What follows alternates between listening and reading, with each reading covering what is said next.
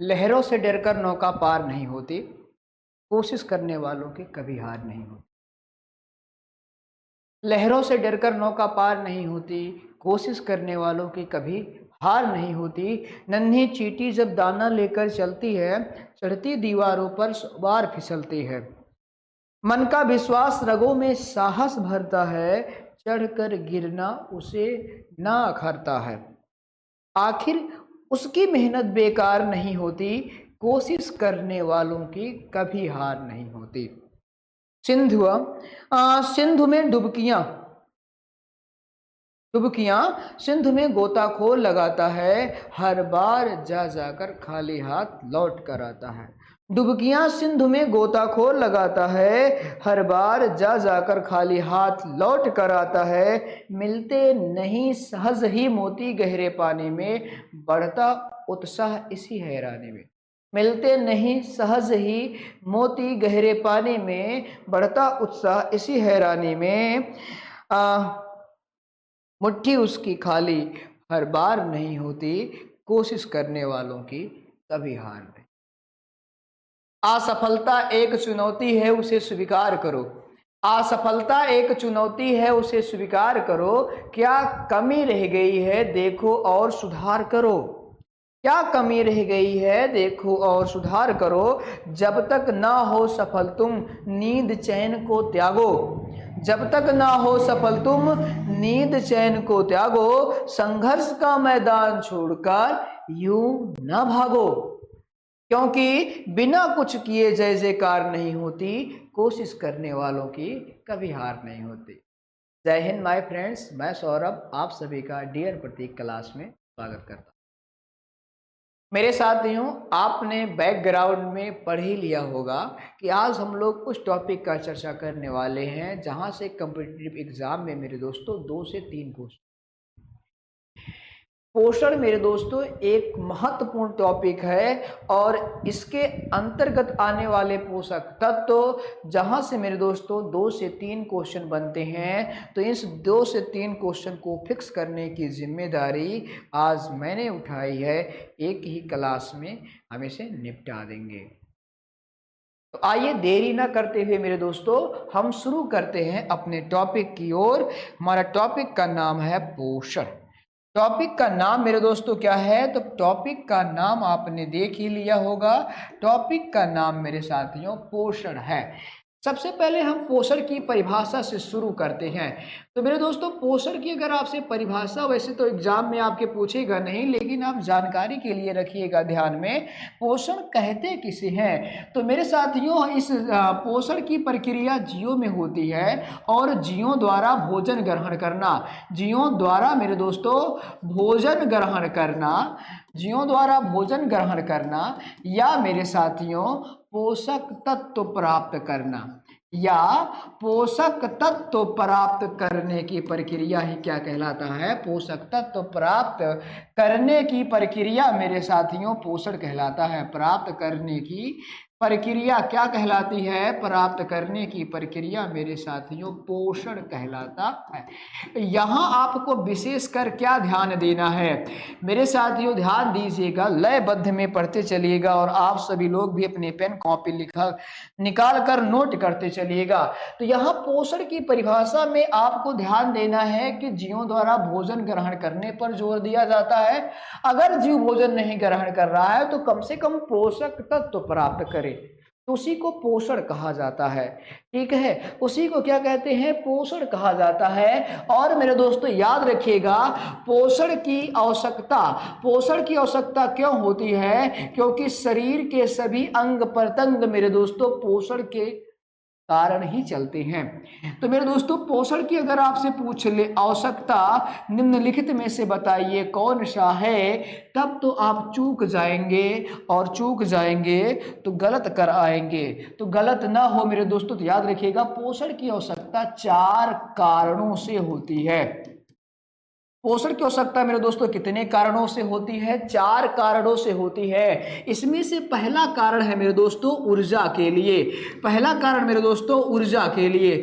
जो भी जीव होते हैं मेरे साथियों, यदि वो भोजन ग्रहण करते हैं, पोषक तत्व प्राप्त करते हैं, तो इन्हीं पोषक तत्वों में उपस्थित होता है कार्बोहाइड्रेट, जिसके विखंडन से ऊर्जा प्राप्त होती है।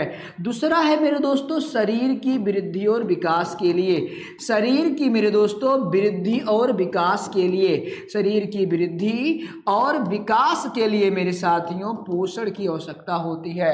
याद करिए, जब आपका जन्म हुआ था मेरे दोस्तों, फिलहाल तो आपको याद नहीं होगा, लेकिन आप अपने मम्मी पापा या अपने बड़ों से पूछिएगा, जब आपका जन्म हुआ था मेरे दोस्तों तो आप कितने छोटे से थे, या आपके परिवार में जब कोई नया सदस्य आता है तो देखिए वो कितना छोटा सा होता है, लेकिन धीरे धीरे वह विकसित होकर मेरे दोस्तों एक बालक, बालक से युवा और युवा से मेरे दोस्तों प्रौढ़ हो जाता है। ठीक, तो वो शारीरिक वृद्धि और विकास के लिए होता है। और तीसरा कारण क्या है मेरे दोस्तों? शरीर की टूट फूट की मरम्मत के लिए। शरीर की मेरे दोस्तों टूट फूट, शरीर की टूट फूट की मरम्मत के लिए, शरीर की टूट फूट की मेरे साथियों मरम्मत के लिए भी किसकी आवश्यकता होती है? पोषण की आवश्यकता होती है। और चौथा कारण है रोगों से प्रतिरक्षा के लिए। रोगों से मेरे साथियों, रोगों से प्रतिरक्षा के लिए पोषण की आवश्यकता होती है। तो ये 4 कारण होता है जिसके कारण मेरे साथियों हमें पोषक तत्वों की आवश्यकता होती है, यानी कि पोषण की आवश्यकता होती है। अगर मैं बात करता हूं कि किन से क्या मिलता है, किन पोषक तत्वों से क्या मिलता है, तो सबसे पहले पोषक तत्व अगर हम देखेंगे मेरे दोस्तों, तभी अब इसके बारे में हम देखते हैं। फिलहाल ऊर्जा हमें किससे मिलता है? तो ऊर्जा हमें मेरे साथियों कार्बोहाइड्रेट्स, याद रखिएगा कार्बोहाइड्रेट्स। कार्बोहाइड्रेट्स अगर ना हो मेरे दोस्तों तो प्राप्त होता है वसा, और अगर वसा ना हो तो प्राप्त होता है ऊर्जा प्रोटीन से। तो ये चीज आप ध्यान में रखिएगा। वहीं शरीर की वृद्धि और विकास के लिए और टूट फूट की मरम्मत के लिए मेरे दोस्तों कौन सा पोषक तत्व कारक जिम्मेदार होता है? तो वो प्रोटीन। प्रोटीन मेरे दोस्तों शरीर की वृद्धि और विकास के लिए सहायक होती है, और टूट फूट की मरम्मत के लिए भी सहायक होती है।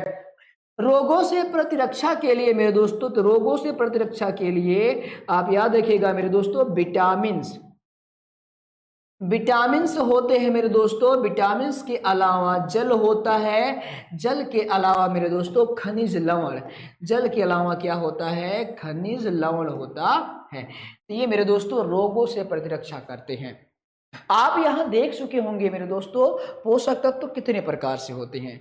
अगर आप गौर से पोषण की परिभाषा ध्यान दीजिएगा तो यहां पर एक शब्द आता है पोषक तत्व, और सारा खेल पोषक तत्व का है। आपके कॉम्पिटिटिव एग्जाम में जो क्वेश्चन पूछे जाते हैं वो पोषक तत्व से ही पूछे जाते हैं। तो यानी कि इस पूरे क्लास में हम लोग पोषक तत्वों के बारे में पढ़ेंगे, देखेंगे और समझेंगे। तो आइए मेरे दोस्तों अगले स्लाइड पर आते हैं। अगले स्लाइड पर हम लोग शुरू करेंगे किसके बारे में? पोषक तत्व के बारे में। तो सबसे पहले पोषक तत्व क्या होता है? पोषक तत्व क्या होता है, किसे कहते हैं? तो याद रखिएगा मेरे दोस्तों भोजन में उपस्थित सूक्ष्म कण को, भोजन में उपस्थित मेरे दोस्तों, भोजन में उपस्थित सूक्ष्म कणों को, भोजन में उपस्थित मेरे साथियों सूक्ष्म कणों को, जिससे हमारा शरीर परावर्धित होता है, भोजन में उपस्थित सूक्ष्म कणों को पोषक तत्व कहते हैं। कणों को क्या कहा जाता है? कणों को मेरे दोस्तों पोषक तत्व कहा जाता है। तो भोजन में उपस्थित सूक्ष्म कणों को पोषक तत्व कहते हैं। अब बात आती है कि पोषक तत्व कितने प्रकार के होते हैं। तो पोषक तत्व के प्रकार लिखिएगा मेरे दोस्तों।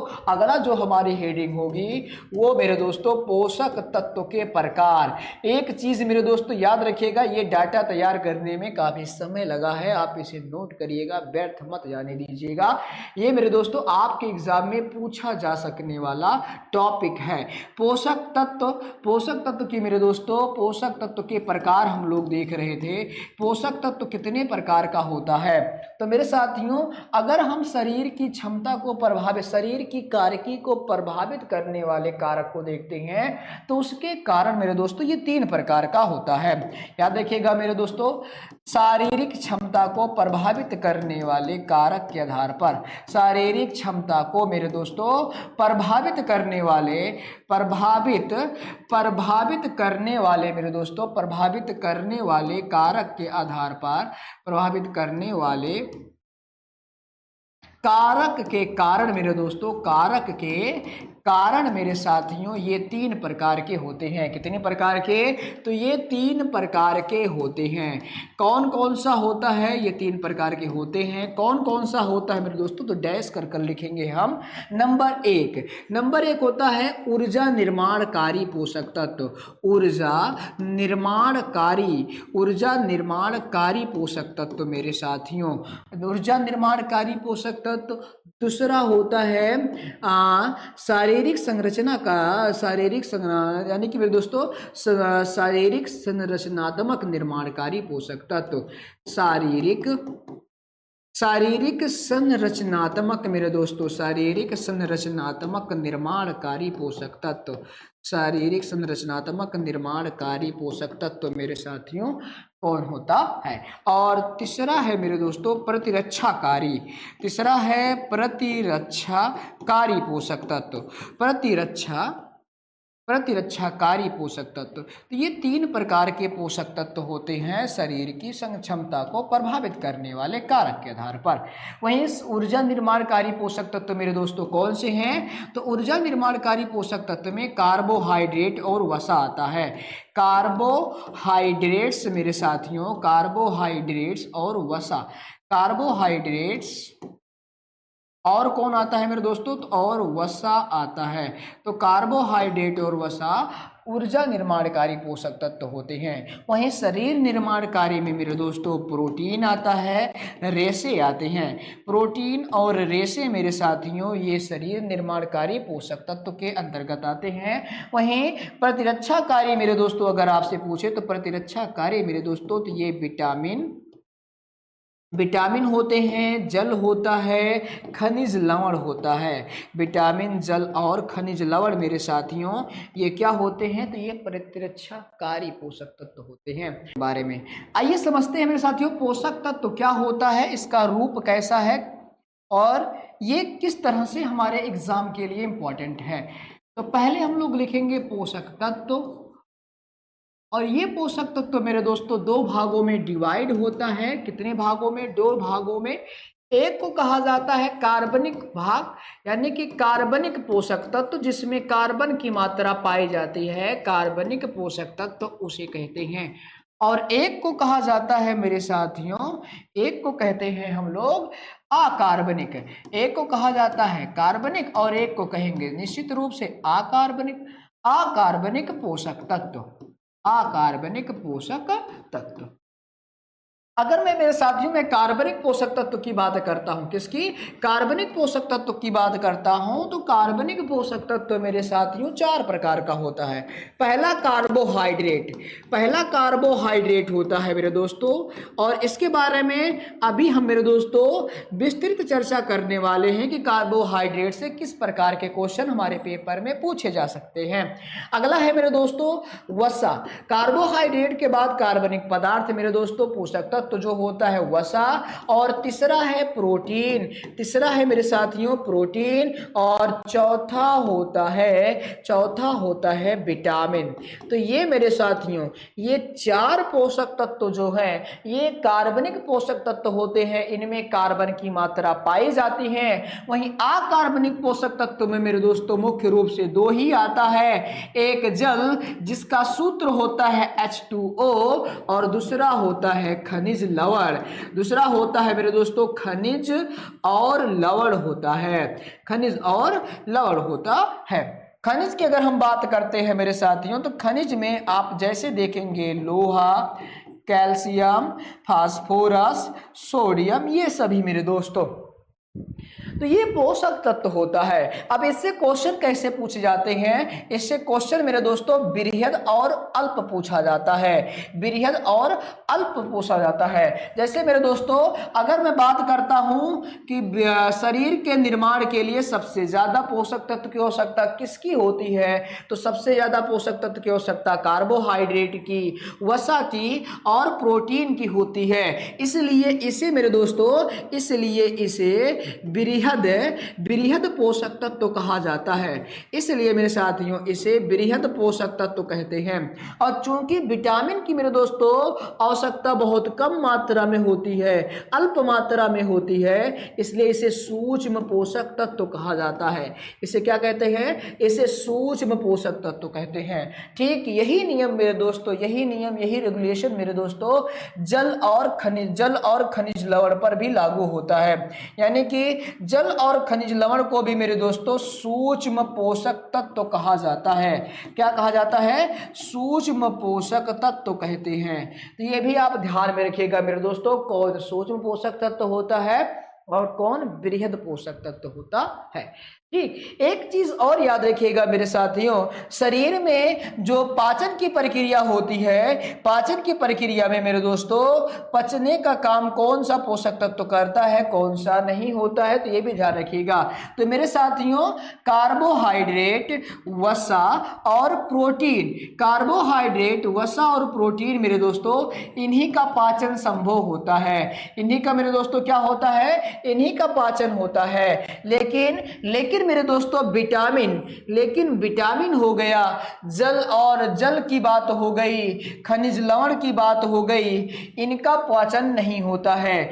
इन मेरे दोस्तों इन चार के ध्यान रखिएगा, इनका जल का और खनिज लवण का मेरे दोस्तों पाचन नहीं होता है। ये आप नोट कर लीजिएगा, छाप लीजिएगा मेरे दोस्तों, इनका पाचन नहीं होता है, पाचन नहीं होता है। विटामिन का पाचन नहीं होता है, जल का पाचन नहीं होता है, खनिज और लवण का पाचन नहीं होता है, इनका अवशोषण होता है। इनका क्या होता है? तो इनका मेरे साथ याद रखिएगा अवशोषण होता है।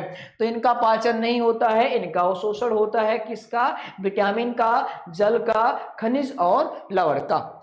आगे बढ़ते हैं मेरे दोस्तों, अब एक एक कर इन्हें समझते हैं कि कार्बोहाइड्रेट क्या होता है, कैसे काम करता है, वसा क्या होता है, प्रोटीन क्या होते हैं, इन सभी के बारे में।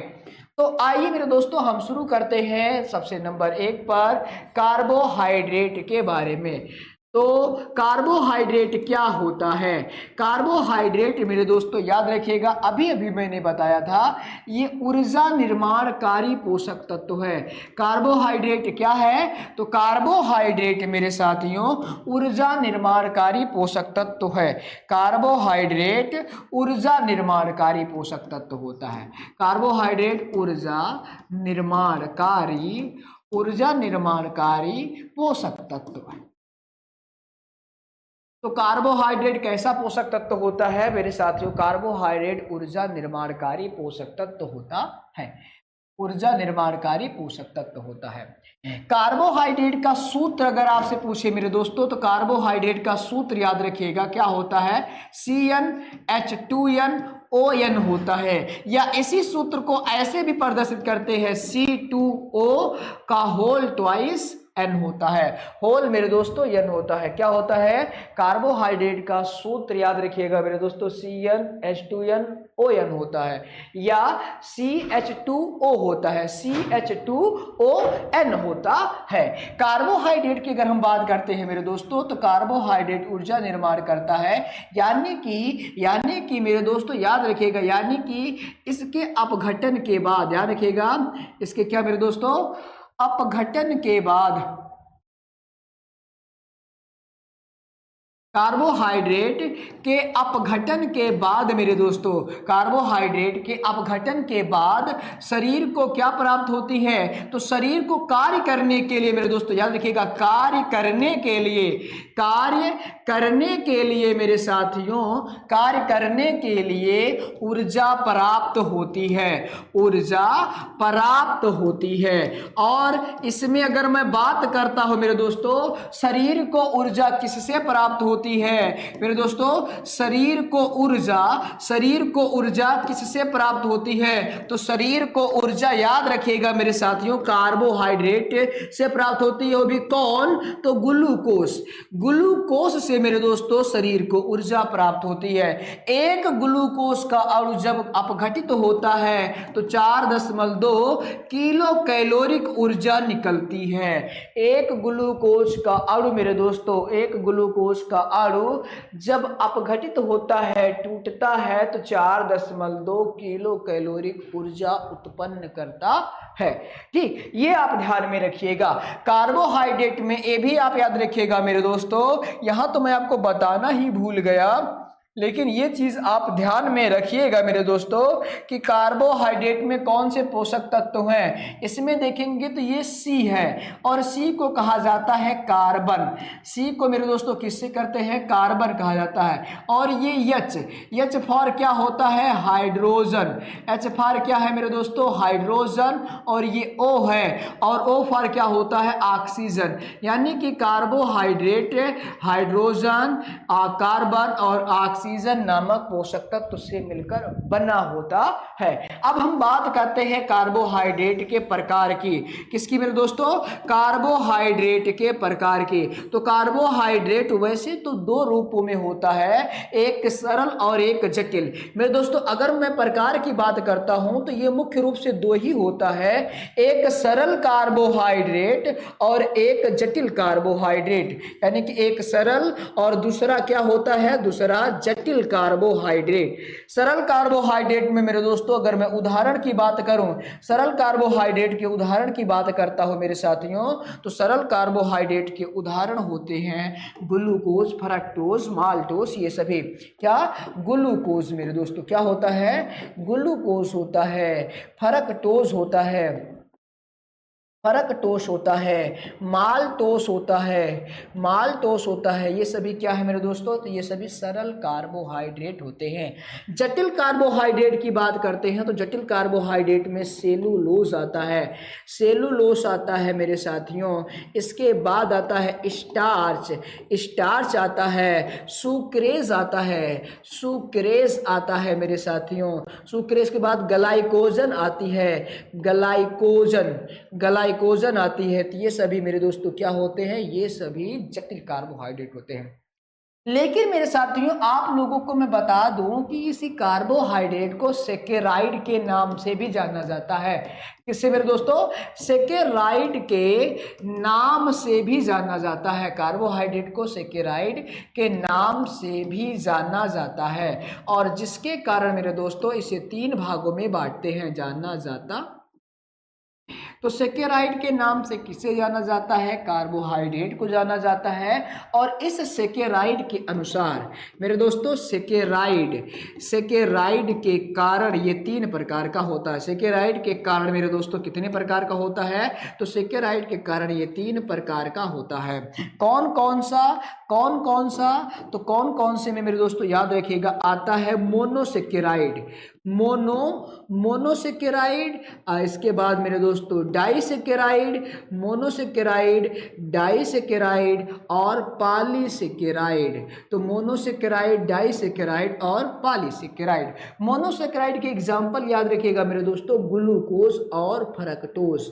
ग्लूकोज मेरे दोस्तों और फ्रक्टोज, ग्लूकोज और फ्रक्टोस मेरे साथियों ये किसके उदाहरण हैं? तो ये उदाहरण होते हैं मेरे दोस्तों मोनोसेकेराइड के। ठीक, ये एग्जाम्पल किसके हैं? तो ये मोनोसेकेराइड के हैं। वहीं डाइसेकेराइड के अगर मैं एग्जाम्पल की बात करता हूँ, डाइसेकेराइड के मेरे दोस्तों एग्जाम्पल की बात करता हूँ तो इसमें आता है माल्टोस, इसमें माल्टोस आता है, लैक्टोस आता है। माल्टोस, लैक्टोस मेरे दोस्तों ये डाइसेकेराइड के अंतर्गत आते हैं। वहीं पॉलीसेकेराइड के अंतर्गत कौन से एग्जाम्पल आता है? तो भैया सेलुलोज, जो कि पौधों में पाया जाता है, पौधों की कोशिका भित्ति में पाया जाता है, सेलुलोज। और मनुष्य के शरीर के अंदर जो कार्बोहाइड्रेट इकट्ठा होता है उसे कहते हैं ग्लाइकोजन, ग्लाइकोजन मेरे दोस्तों। और इसके अलावा स्टार्च, स्टार्च ये मेरे दोस्तों क्या होते हैं, तो ये पॉलीसेकेराइड होते हैं, ये सेकेराइड हो जाता है। और एक चीज और याद रखिएगा मेरे दोस्तों, सेकेराइड की अधिकता के कारण, कार्बोहाइड्रेट की अधिकता के कारण मनुष्य के शरीर का ओजन और मोटापा बढ़ता है, मनुष्य के शरीर का ओजन और मोटापा बढ़ता है, ये चीज आप याद रखिएगा। इसमें से आप ग्लूकोज को याद रखिएगा मेरे दोस्तों। इसमें से याद करने लायक बिंदु कौन सा है, तो याद करने लायक बिंदु मेरे दोस्तों ग्लूकोज होता है। ग्लूकोज को याद रखिएगा मेरे साथियों, कोशिका का ईंधन कहते हैं। ग्लूकोज को क्या कहा जाता है,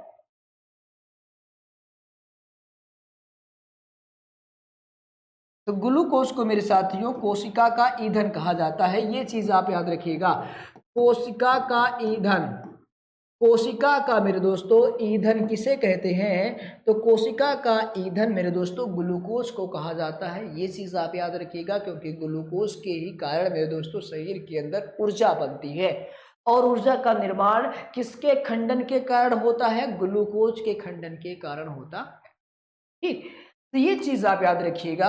और कार्बोहाइड्रेट किस रूप में शरीर के अंदर इकट्ठा होता है, तो कार्बोहाइड्रेट मेरे दोस्तों जंतुओं के शरीर के अंदर सेलुलोज के रूप में इकट्ठा होता है, और पौधों के अंदर जंतुओं के अंदर ग्लाइकोजन के रूप में, और पौधों के अंदर सेलुलोज के रूप में इकट्ठा होता है। ठीक, आगे बढ़ते हैं मेरे दोस्तों अगले टॉपिक की ओर। अगला टॉपिक है वसा। अगला टॉपिक हमारा क्या है, अगला टॉपिक मेरे दोस्तों हमारा है वसा। अब दूसरा कारक है, दूसरा पोषक तत्व मेरे दोस्तों, दूसरा पोषक तत्व है वसा, जिसे फैट के नाम से भी जाना जाता है। वसा की बात करते हैं तो ये भी मेरे दोस्तों ऊर्जा निर्माणकारी पोषक तत्व है। वसा भी क्या है, तो वसा भी मेरे साथियों ऊर्जा निर्माणकारी पोषक तत्व है, ऊर्जा निर्माणकारी पोषक तत्व होता है। तो वसा भी ऊर्जा निर्माणकारी पोषक तत्व होता है। लेकिन अगर प्रयोग की बात आए मेरे दोस्तों, अभी से भी देखते हैं प्रयोग कैसे किया जाता है।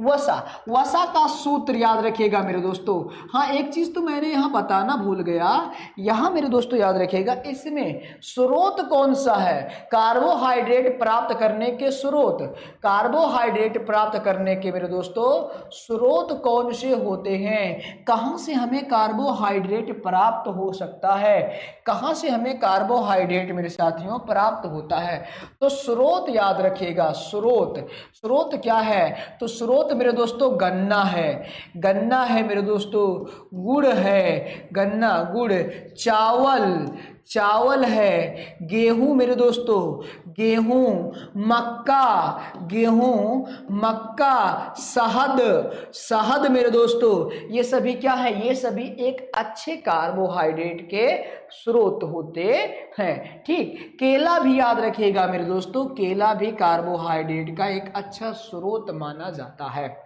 ठीक, अगला है वसा के बारे में हम लोग पढ़ रहे थे। वसा क्या होता है, तो वसा भी ऊर्जा निर्माणकारी पोषक तत्व है। वसा भी मेरे दोस्तों ऊर्जा निर्माणकारी पोषक तत्व होता है। इसका सूत्र क्या है, तो वसा का अगर मैं सूत्र की बात करता हूं तो इसका सूत्र मेरे दोस्तों CnH2nOn-1 होता है, CnH2nOn-1 होता है। C फॉर जहां carbon, H for hydrogen, O for oxygen होता है। यहां याद रखिएगा मेरे दोस्तों, कार्बोहाइड्रेट की अपेक्षा मेरे दोस्तों कार्बोहाइड्रेट्स की अपेक्षा मेरे दोस्तों,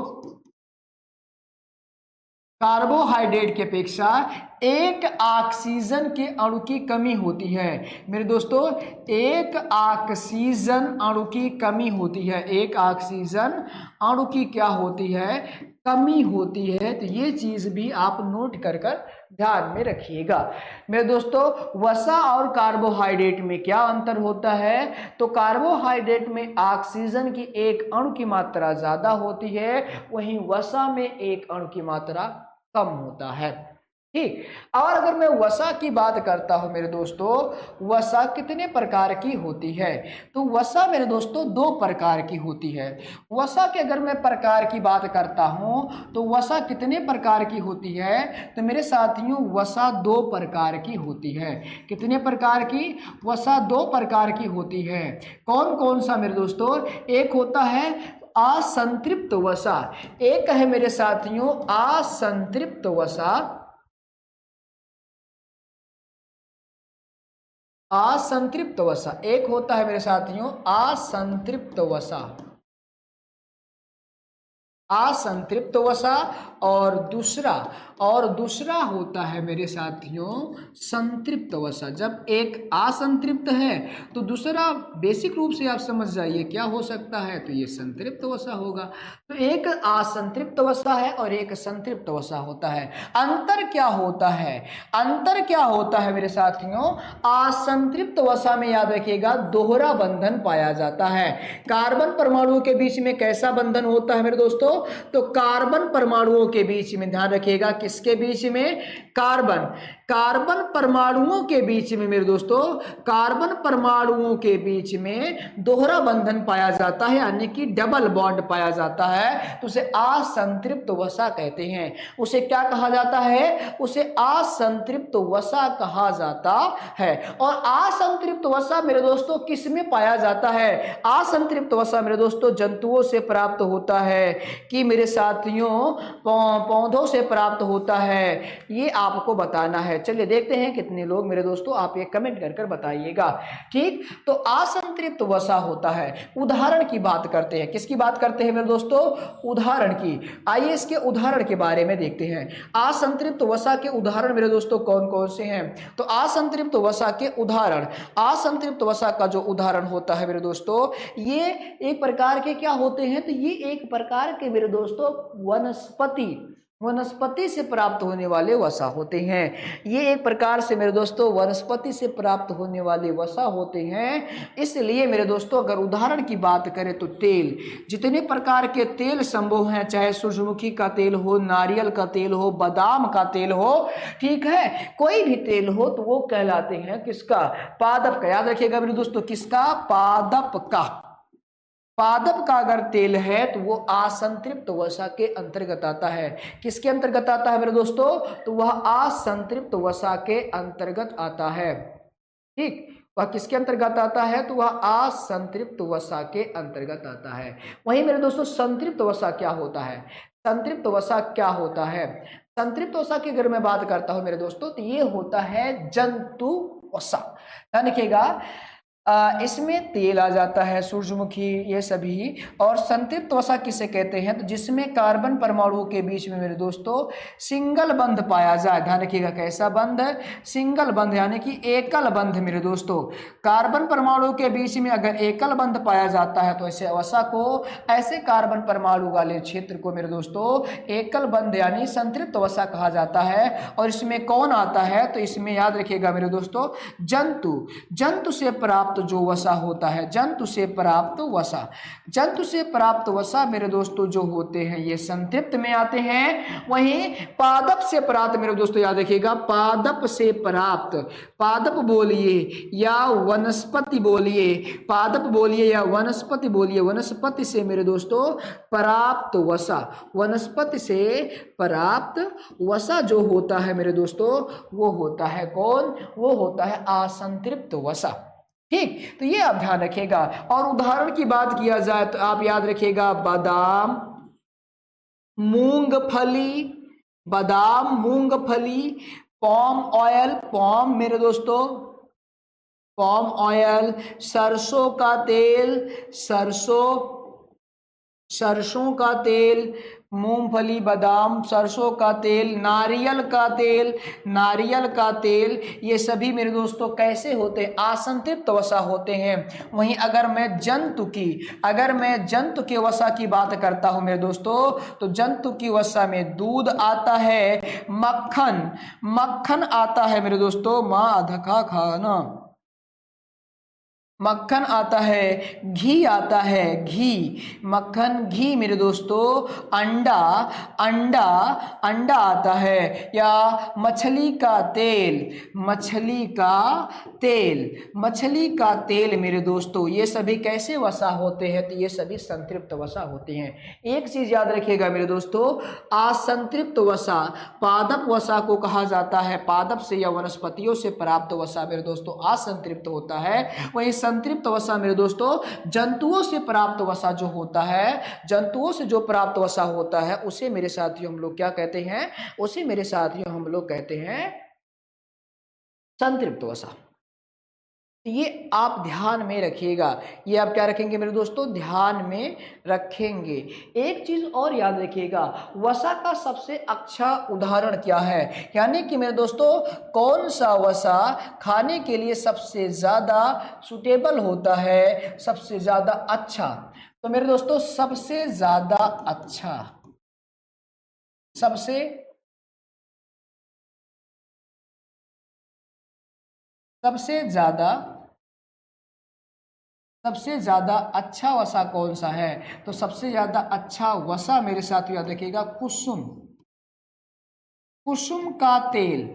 कुसुम का तेल जो होता है, इसका जो मेरे दोस्तों अगर भोजन बनाकर हम लोग सेवन करते हैं तो ये सबसे ज़्यादा अच्छा वसा वाला पदार्थ माना जाता है।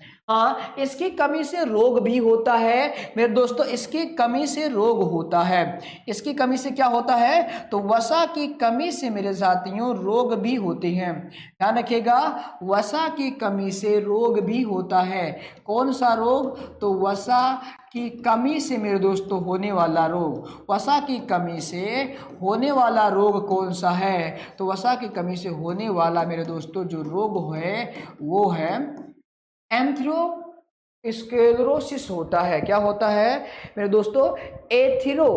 एथेरोस्क्लेरोसिस होता है, एथेरोस्क्लेरोसिस होता है। इसमें क्या होता है? इसमें मेरे दोस्तों धीरे धीरे शरीर की सारी चर्बी गायब हो जाती है, कोलेस्ट्रॉल कम हो जाता है।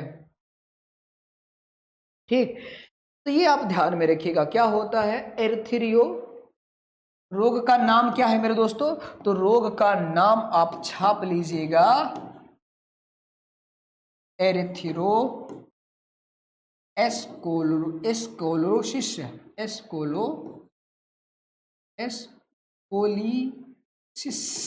एस्क्लेरोसिस होता है, एर्थोस्क्लेरोसिस होता है, ये इसका रोग का नाम है। तो ये हो जाता है वसा। ये क्या हो जाता है मेरे दोस्तों? वसा हो जाता है।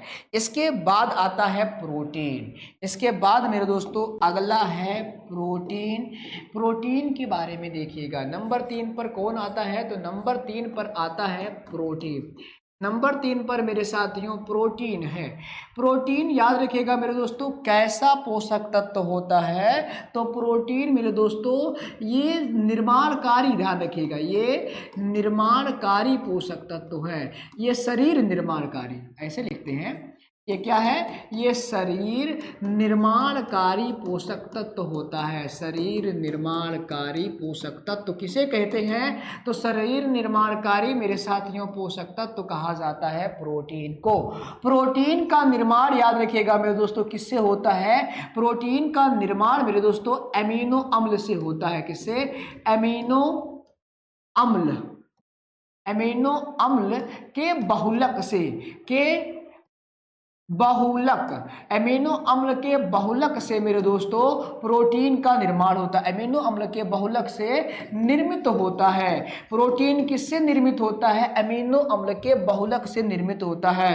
एक प्रोटीन अणु बनाने के लिए याद रखिएगा मेरे दोस्तों, एक प्रोटीन के अणु को बनाने के लिए मेरे दोस्तों हमें 10+10 एमिनो अम्ल की आवश्यकता होती है। मेरे दोस्तों 10+10 एमिनो अम्ल की आवश्यकता होती है। 10 एमिनो अम्ल और प्लस 10 अमीनो अम्ल।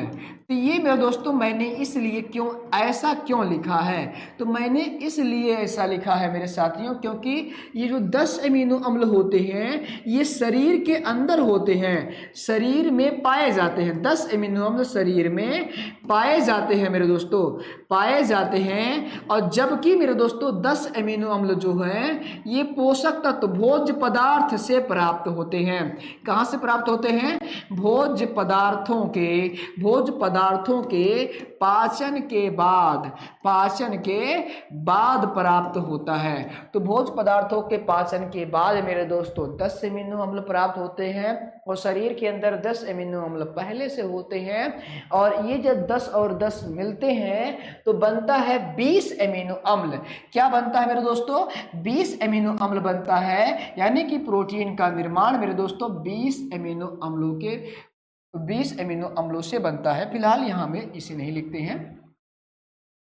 प्रोटीन का निर्माण मेरे दोस्तों कितने अमीनो अम्लों से होता है? तो एक प्रोटीन के अणु के निर्माण के लिए मेरे साथियों 20 अमीनो अम्ल, ध्यान रखिएगा कितने? तो 20 अमीनो अम्ल, ध्यान रखिएगा, जब आपस में जुड़ते हैं तो एक प्रोटीन का अणु बनता है। अगर मैं प्रोटीन के मेरे दोस्तों घटक की बात करते हैं, प्रोटीन के घटक मेरे दोस्तों, तो प्रोटीन के घटक में कौन कौन आता है? तो प्रोटीन के घटक में कार्बन के अलावा हाइड्रोजन के अलावा ऑक्सीजन, लेकिन मेरे दोस्तों जो इसे प्रोटीन बनाता है वह है नाइट्रोजन। वह क्या होता है? वह नाइट्रोजन होता है। यानी कि मेरे दोस्तों प्रोटीन में कार्बन, हाइड्रोजन, ऑक्सीजन के अलावा क्या पाया जाता है? नाइट्रोजन पाया जाता है। अल्प मात्रा में मेरे दोस्तों, याद रखिएगा, अल्प मात्रा में इसमें सल्फर भी पाया जाता है। अल्प मात्रा में इसमें सल्फर होता है मेरे दोस्तों। इसके अलावा इसमें सल्फर होता है, पोटेशियम होता है, ठीक, पोटेशियम होता है, आदि तत्व भी होते हैं, आर्सेनिक भी होता है, ठीक। तो ये प्रोटीन होता है, और प्रोटीन शरीर का निर्माणकारी पोषक तत्व होता है। प्रोटीन मेरे दोस्तों किस भोज्य पदार्थ से प्राप्त होता है? प्रोटीन का सबसे अच्छा स्रोत कौन सा है? तो अगर मैं स्रोत की बात करता हूं, किसकी? प्रोटीन के मेरे दोस्तों स्रोत। प्रोटीन हमें कहां से मिल सकते हैं? तो प्रोटीन मेरे दोस्तों, प्रोटीन हमें दूध से मिलता है। प्रोटीन हमें मेरे दोस्तों हरी साग सब्जियों से मेरे दोस्तों, हरी साग सब्जियों से प्रोटीन मिलता है। और कहाँ से मिल सकता है प्रोटीन मेरे दोस्तों?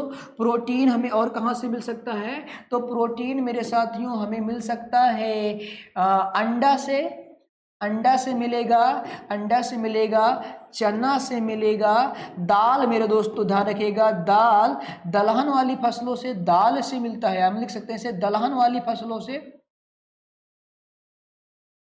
दलहन वाली मेरे दोस्तों, दलहन वाली फसल से मेरे दोस्तों हमें क्या मिलता है? हमें प्रोटीन मिलता है, ठीक। पनीर हो गया आपका फेवरेट भैया, पनीर कैसे भूल सकते हैं? पनीर से भी प्रोटीन मिलता है, ठीक।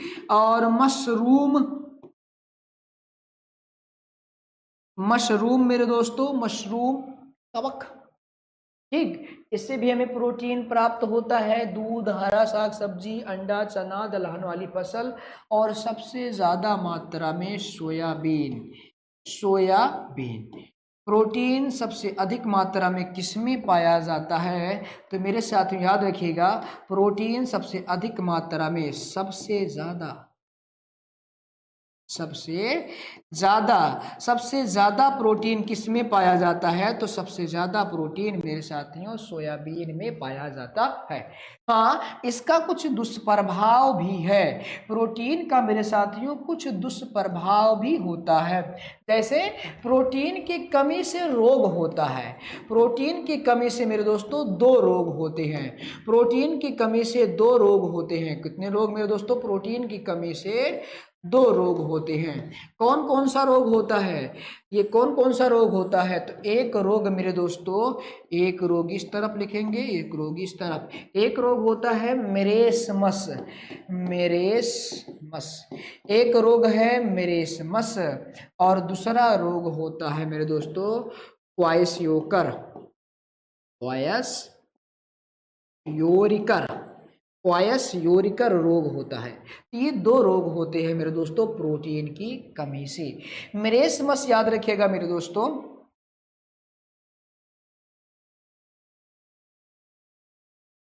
कहाँ आ गए हम, ये मेरेस्मस रोग मेरे दोस्तों याद रखिएगा किसमें होता है। तो मेरेस्मस अगर मैं रोग की बात करता हूं मेरे दोस्तों, तो ये 1 साल से कम, ध्यान रखिएगा, 1 साल से कम आयु वाले बच्चों में होता है।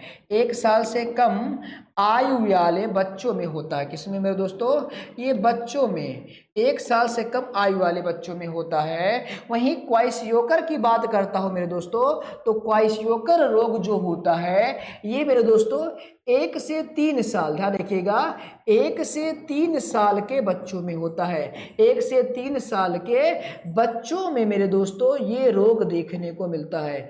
1 से 3 साल के बच्चों में ये रोग होता है क्वाइशियोकर। वहीं मेरेस्मस मेरे दोस्तों 1 साल से कम आयु वाले बच्चों में होता है। कारण, अगर आपसे पूछे कारण क्या है, इस रोग का होने का कारण क्या है मेरे दोस्तों, तो आप सभी लोगों को पता है प्रोटीन की कमी। लेकिन एक्चुअल में प्रोटीन की कमी किसके कारण होता है, याद रखिएगा, माँ का दूध ना पाने के कारण। माँ का मेरे दोस्तों दूध, माँ का दूध ना पाने के कारण, ना पाने के कारण मेरे दोस्तों, ना पाने के कारण यह रोग होता है। ये प्रोटीन हो जाता है, ये क्या हो जाता है, प्रोटीन हो जाता है। ठीक, तो ये मेरे दोस्तों याद रखिएगा प्रोटीन, जो कि काफ़ी ज़्यादा इम्पोर्टेंट है और अक्सर कॉम्पिटिटिव एग्जाम में चर्चा का विषय बना रहता है। अक्सर मेरे दोस्तों प्रोटीन कॉम्पिटिटिव एग्जाम में चर्चा का विषय बना रहता। ठीक, आगे बढ़े। एक चीज़ और है मेरे दोस्तों, जो ये प्रोटीन होता है इसे विभिन्न नामों से भी जानते हैं। प्रोटीन को मेरे दोस्तों विभिन्न नामों से भी जाना जाता है।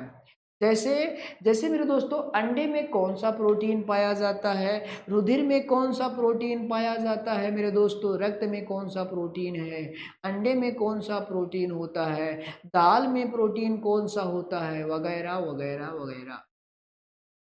इसे भी लिख लेते हैं यहाँ नेक्स्ट पेज पर मेरे दोस्तों। तो सबसे पहले आप लोग बनाइए कौन सा, भैया सबसे पहले याद रखिएगा प्रोटीन के विभिन्न नाम। अगला जो हमारा मोस्ट इंपॉर्टेंट हेडिंग है वो है प्रोटीन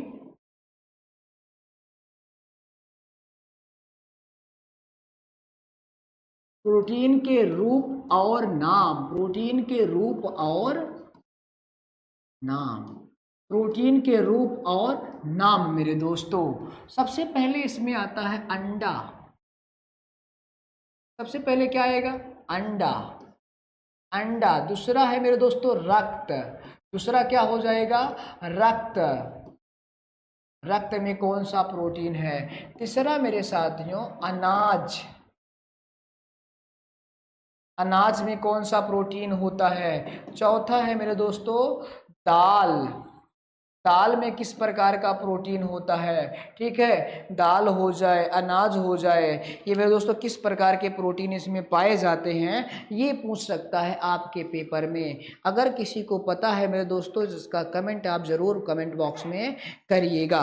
चलिए फिलहाल अगर हम बढ़ते हैं अपने क्वेश्चन की ओर मेरे दोस्तों, अंडा और रक्त की बात करते हैं। तो मेरे दोस्तों अंडा और रक्त में कैसा प्रोटीन होता है, तो भैया एल्बुमिन, एल्बुमिन मेरे दोस्तों, और रक्त में ग्लोबुमिन,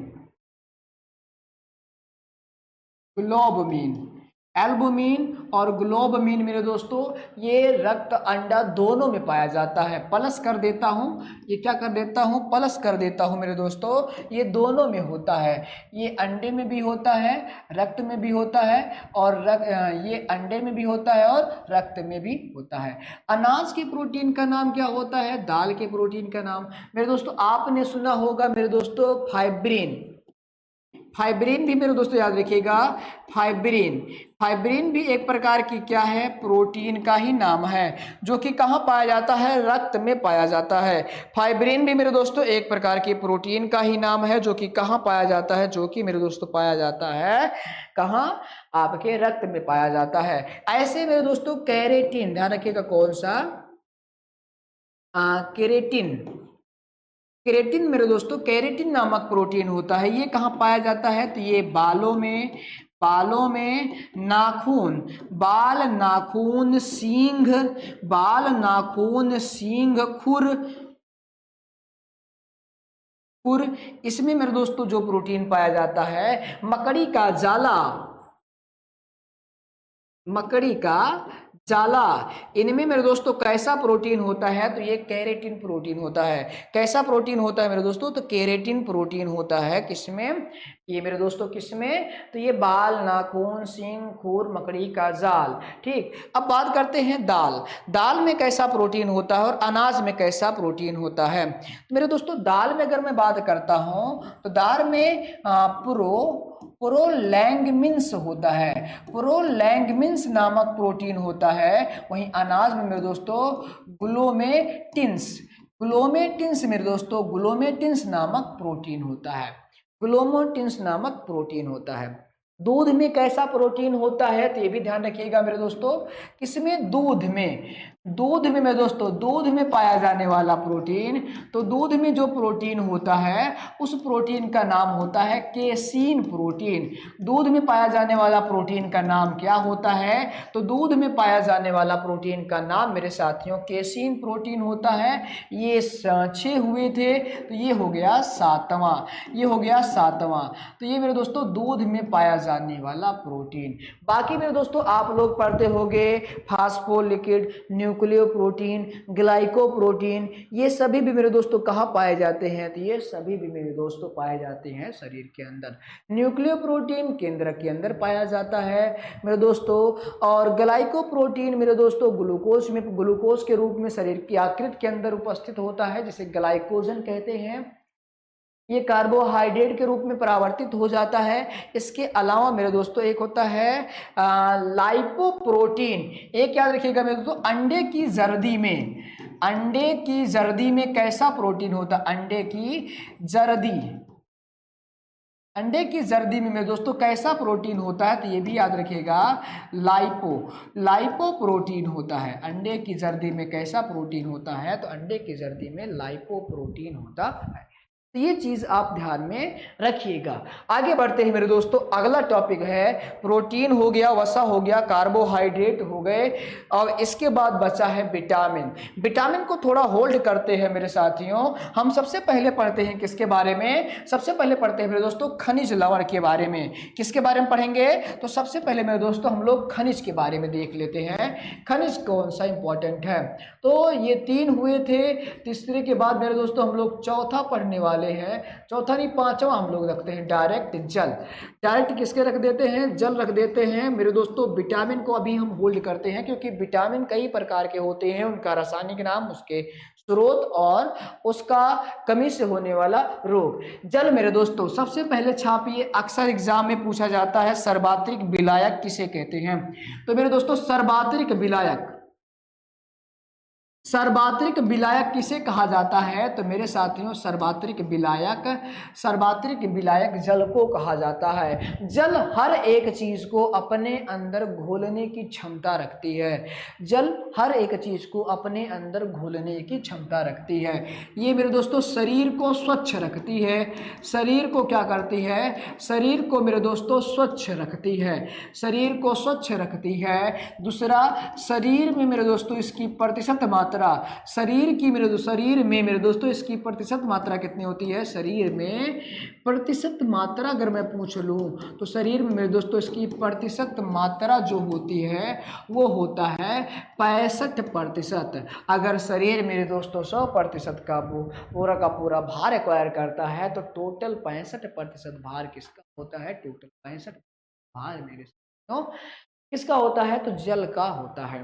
यही नहीं, जल का काम होता है शरीर के ताप को नियंत्रित करना। शरीर के मेरे दोस्तों ताप को नियंत्रित करना होता है। शरीर के ताप को कौन नियंत्रित करता है? तो शरीर के ताप को नियंत्रित जल करता है। ठीक, तो ये जल का काम हो जाता है। और जल एक सर्वात्रिक विलायक है जो कि हर एक चीज को अपने में घोल लेती है, मिला लेती है। इसके बाद खनिज की बात करते हैं। खनिज हमारे पोषण के लिए किस प्रकार जिम्मेदार होता है? तो खनिज की बात करते हैं। छठवां नंबर है, छठवां नंबर है खनिज। मेरे दोस्तों खनिज की अगर बात करते हैं तो खनिज मेरे दोस्तों पहली बात बता चुके हैं, खनिज एक सूक्ष्म पोषक तत्व होता है। खनिज कैसा पोषक तत्व है? तो खनिज मेरे साथियों सूक्ष्म पोषक तत्व है।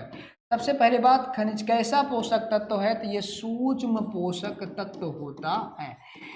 याद रखिएगा मेरे दोस्तों, सूक्ष्म पोषक तत्व होता है। अगर खनिज की शरीर में भार प्रतिशत की मात्रा की बात करें, मेरे दोस्तों खनिज की शरीर में मात्रा की बात करते हैं तो शरीर में मात्रा मेरे दोस्तों जो होता है ये 4 से 5%। ध्यान रखिएगा, शरीर में 4 से 5% मेरे दोस्तों खनिज लवण की मात्रा होती है। किसकी मात्रा होती है? तो खनिज और लवण की मात्रा होती है। खनिज और लवण की मात्रा, तो खनिज और लवण की हम लोग बात कर रहे हैं। तो खनिज और लवण की मात्रा मेरे दोस्तों शरीर में कितनी होती है? तो 4 से 5% है। ये सूक्ष्म पोषक तत्व होते हैं।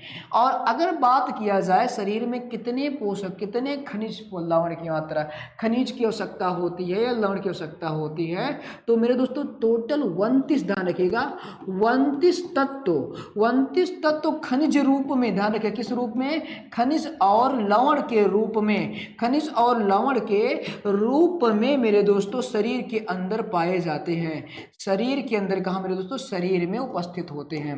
याद रखिएगा, शरीर में कितने खनिज की आवश्यकता होती है? तो शरीर में मेरे दोस्तों 29 तत्वों की आवश्यकता होती है। 29 खनिज के तत्वों की आवश्यकता होती है। इसमें से 29 में से 21 अनिवार्य हैं। 21 क्या होते हैं? तो 21 मेरे दोस्तों अनिवार्य हैं। ये डेली मेरे दोस्तों डेली इन पोषक तत्वों की आवश्यकता यानी कि कमी पड़ती है और इसे डेली का डेली सेवन होना चाहिए।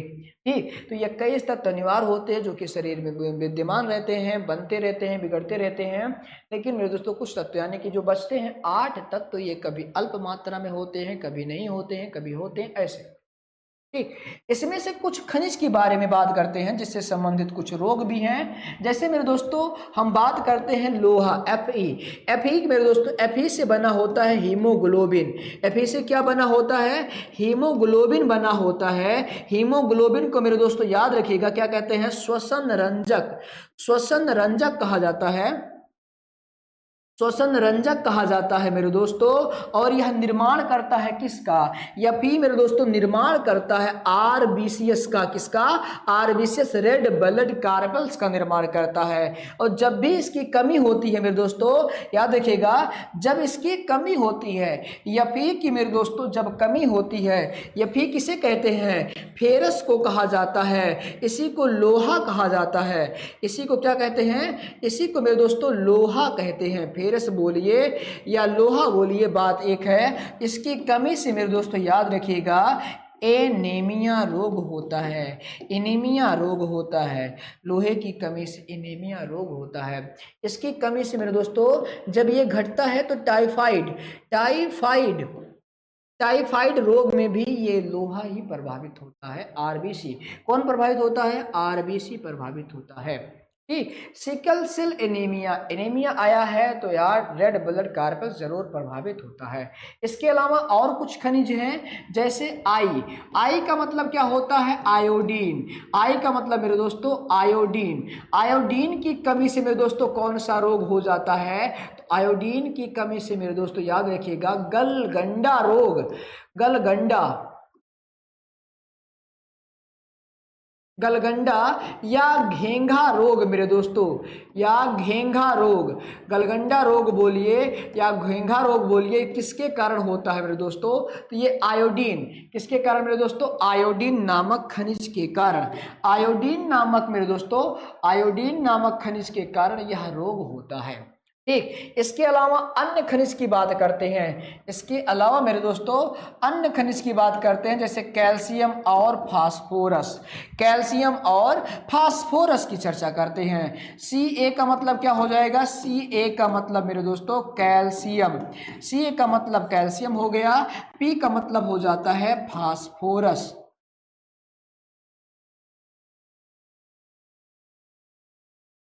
फास्फोरस, तो ये कैल्शियम और फास्फोरस हो जाता है। कैल्शियम फास्फोरस मेरे दोस्तों किस क्या बनाती हैं? तो कैल्शियम फास्फोरस मेरे दोस्तों ये याद रखिएगा शरीर की हड्डियों का निर्माण करती हैं। किसका निर्माण करती हैं? शरीर की मेरे दोस्तों हड्डियों का निर्माण करती हैं और दांत का निर्माण करती हैं। शरीर की हड्डियां और दांत मेरे दोस्तों कैल्शियम और फास्फेट से बनी होती हैं। कैल्शियम और फास्फेट से क्या होती हैं? बनी होती हैं। अगर मैं हड्डियों की बात करता हूं, दांत की बात करता हूं, कौन सा यौगिक पाया जाता है? तो भैया कैल्शियम जो होता है ये कैल्शियम कार्बोनेट के रूप में, फास्फोरस जो होता है ये कैल्शियम फास्फेट के रूप में उपस्थित होता है। ये भी आप ध्यान, ये खनिज हो जाते हैं, लवण हो जाते हैं, जल हो जाते हैं, ये पोषक तत्व हो जाते हैं जो कि मेरे दोस्तों आपके एग्जाम में पूछा जा सकता है।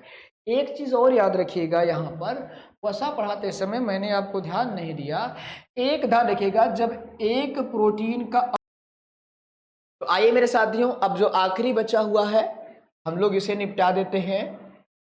चौथे क्रम में हमने छोड़ दिया था विटामिन, क्योंकि ये थोड़ा सा लंबा है मेरे दोस्तों, थोड़ा सा जटिल भी है, ये आप लोगों को ध्यान से समझना है। और अगर मैं कहूँ कि सबसे ज़्यादा क्वेश्चन पोषण से किस टॉपिक से आते हैं, तो वो विटामिन से आते हैं।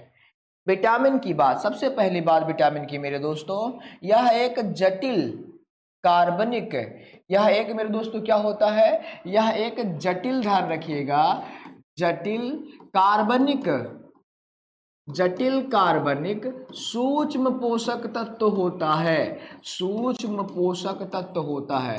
तो भैया विटामिन क्या है? विटामिन एक जटिल कार्बनिक सूक्ष्म पोषक तत्व होता है, जिसकी कमी से मेरे दोस्तों याद रखिएगा, विटामिन की कमी से शरीर में, कहाँ पर? शरीर में अपूर्णता रोग होता है। शरीर में कौन सा रोग होता है मेरे साथियों? तो अपूर्णता रोग होता है, ये आप ध्यान में रखिएगा। सबसे पहले बड़ी बात होती है मेरे दोस्तों, विटामिन के जनक कौन है, या विटामिन के पिता किसे कहे जाते हैं मेरे दोस्तों? विटामिन के जनक, विटामिन विज्ञान के मेरे दोस्तों जनक कौन है? तो याद रखिएगा मेरे दोस्तों, फंक को कहा जाता है। विटामिन का जनक किसे कहा जाता है? तो विटामिन का जनक मेरे दोस्तों फंक को कहा जाता है। इन्होंने 1912 ईस्वी में मेरे दोस्तों 1912 ईस्वी में इसका नामकरण किया था।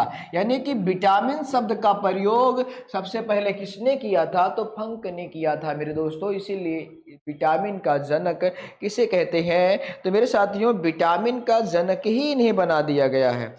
इन्हें क्या बना दिया गया है? विटामिन का जनक ही बना दिया गया है। विटामिन चिकित्सा का जनक पूछ ले, विटामिन का जनक पूछे तो आप बताइएगा फंक मेरे साथियों। दूसरी बात आती है प्रकार। विटामिन के मेरे दोस्तों प्रकार की बात करते हैं, तो विटामिन मेरे दोस्तों अपनी घुलनशीलता के कारण, किसके कारण मेरे दोस्तों? घुलनशीलता के कारण, अपनी घुलनशीलता के कारण मेरे साथियों ये दो प्रकार का होता है। घुलनशीलता के कारण, घुलनशीलता के कारण मेरे दोस्तों ये कितने प्रकार का होता है? तो यह दो प्रकार का होता है। एक जल में घुलनशील, एक क्या होता है? तो एक मेरे साथियों होता है जल में घुलनशील, एक जल में घुलनशील विटामिन, जल में घुलनशील विटामिन एक होता है जल में घुलनशील विटामिन मेरे साथियों, और एक होता है वसा में घुलनशील विटामिन। अगला क्या है? अगला मेरे साथियों है दूसरे नंबर पर वसा में घुलनशील विटामिन। जो जल में नहीं घुलता वो कहाँ घुलता है? वो वसा में घुलता है। तो वसा में घुलनशील विटामिन, तो ये मेरे साथियों दो प्रकार का होता है, एक जल में घुलनशील विटामिन, एक वसा में घुलनशील विटामिन। अगर मैं बात करूं जल में घुलनशील विटामिन कौन कौन से होते हैं, तो मेरे साथियों जल में घुलनशील विटामिन दो होते हैं। इसमें आता है विटामिन सी, इसमें मेरे दोस्तों आता है विटामिन सी आता है, और विटामिन बी कॉम्प्लेक्स आता है। Vitamin B complex, vitamin B complex मेरे दोस्तों, विटामिन बी कॉम्प्लेक्स आता है।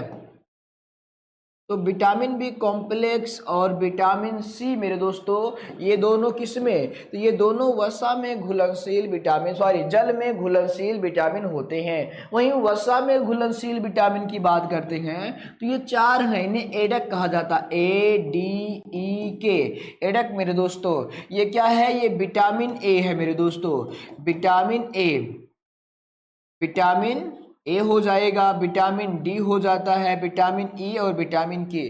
तो ये चार वसा में घुलनशील होते हैं और ये दोनों मेरे दोस्तों जल में घुलनशील विटामिन होते हैं। आइए अब इसके बारे में चर्चा कर लेते हैं कि यहाँ से कौन से क्वेश्चन पूछे जाते हैं। तो मेरे साथियों अगर मैं बात करूँ विटामिन से कौन से क्वेश्चन पूछे जाते हैं, तो विटामिन से विटामिन के रासायनिक नाम पूछे जाते हैं, इनकी कमी से होने वाले रोग पूछे जाते हैं। तो इसको भी निपटा देते हैं, क्या करते हैं, इसको भी निपटा देते हैं। सबसे पहले हम लोग वसा में घुलनशील विटामिन को देखेंगे।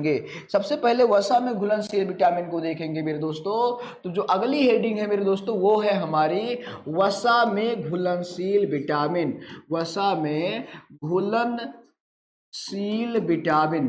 तो वसा में घुलनशील विटामिन कौन कौन से होते हैं, तो वसा में घुलनशील विटामिन मेरे दोस्तों चार होते हैं। अभी मैंने आपको बताया था क्या है वो चारों विटामिन कौन से हैं, तो वो चारों विटामिन सर जी एडक होता है, ADE और के, एडक होता है। एडक में ए जो होता है, एडक में मेरे साथियों ए जो होता है ये विटामिन ए है, इसे विटामिन ए के नाम से जाना जाता है। अगर मैं विटामिन ए की रासायनिक नाम की बात करता हूँ मेरे दोस्तों, विटामिन ए के रासायनिक नाम की बात करता हूँ तो विटामिन ए का रासायनिक नाम होता है रेटिनॉल।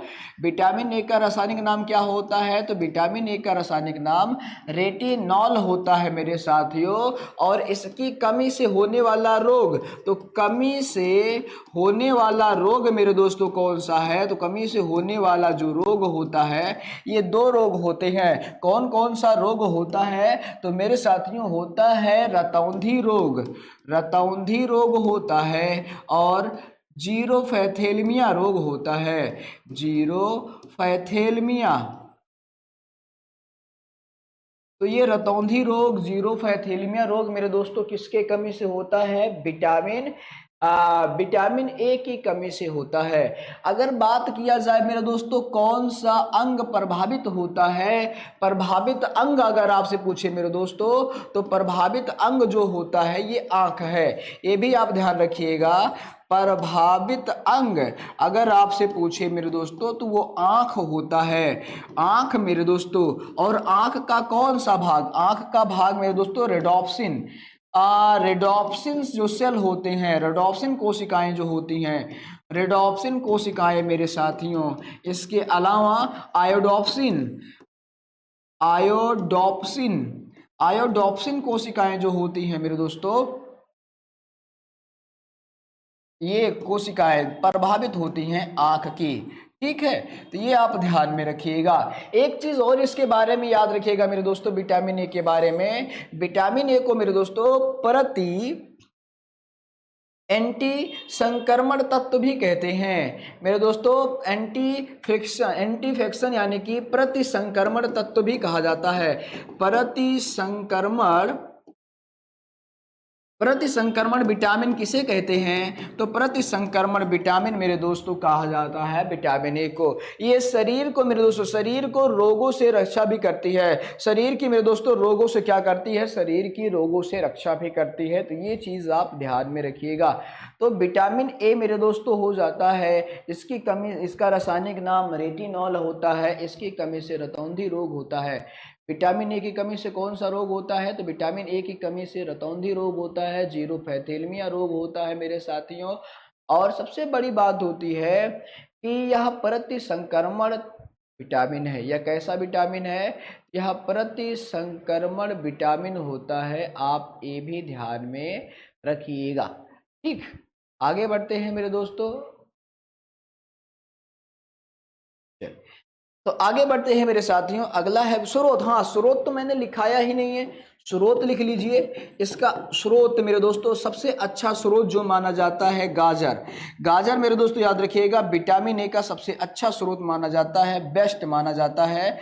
इसके अलावा हरी पत्तेदार सब्जियां खाइए। हरी मेरे दोस्तों पत्तेदार सब्जियां, फल, हरी पत्तेदार सब्जियां, फल, ये सभी आप खाते हैं तो आप विटामिन मेरे दोस्तों ए भरपूर मात्रा में पाएंगे।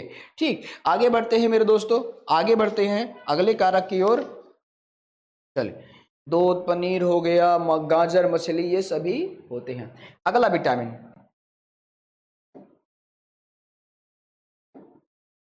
अगला विटामिन मेरे दोस्तों नंबर 2 हम लोग लेते हैं, इसे कहते हैं विटामिन डी।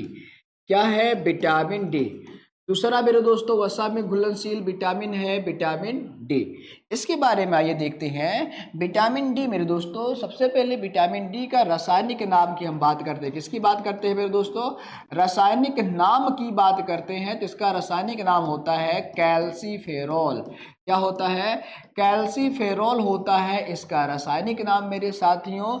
और इसकी कमी से होने वाला रोग, कमी से मेरे दोस्तों होने वाला जो रोग है, होने वाला रोग जो होता है मेरे साथियों, ये है रिकेट्स रोग। कौन सा रोग मेरे साथियों? रिकेट्स रोग होता है। रिकेट्स रोग जिसे सूखा रोग के नाम से भी जाना जाता है। रिकेट्स रोग को किस नाम से जाना जाता है? सूखा रोग के नाम से जाना जाता है। इसके बाद मेरे दोस्तों रिकेट्स रोग हो गया। एक रोग और होता है जिसे कहते हैं ऑस्टियोमेलेशिया। ऑस्टियोमेलेशिया। तो भैया ऑस्टियोमेलेशिया जो रोग होता है ये भी विटामिन डी के कमी के कारण होता है। ठीक, रिकेट्स रोग बच्चों में होता है, ऑस्टियोमेलेशिया रोग वयस्कों में होता है। इसके बाद मेरे दोस्तों विटामिन डी, एकमात्र विटामिन मेरे दोस्तों जिसे हार्मोन्स विटामिन कहा जाता है। मेरे दोस्तों हार्मोन्स के रूप में कार्य करने वाला या हार्मोन्स विटामिन किसे कहते हैं? तो हार्मोन्स विटामिन मेरे साथ याद रखिएगा विटामिन डी को कहा जाता है। हार्मोन्स विटामिन किसे कहा जाता है? तो मेरे साथियों हार्मोन्स विटामिन विटामिन डी को कहा जाता है। ठीक, आगे बढ़ते हैं मेरे दोस्तों। कारक, स्रोत की बात कर लेते हैं। तो विटामिन डी का स्रोत, सबसे अच्छा स्रोत होता है सूर्य का प्रकाश। सूर्य के प्रकाश के उपस्थिति में मेरे दोस्तों हमारे शरीर के जो कोशिकाएं होती हैं, जो सेल्स होते हैं, ऊतक, त्वचा के जो ऊतक सेल्स होते हैं, ये विटामिन डी का निर्माण या संश्लेषण स्वयं कर लेते हैं। इसके अलावा मेरे दोस्तों, इसके अलावा दूध, पनीर मेरे दोस्तों, दूध पनीर हो जाएगा, पालक हो जाएगा, हरी पत्तेदार सब्जी लिखते हैं, सबसे अच्छा रहता है हरे पत्तेदार सब्जी,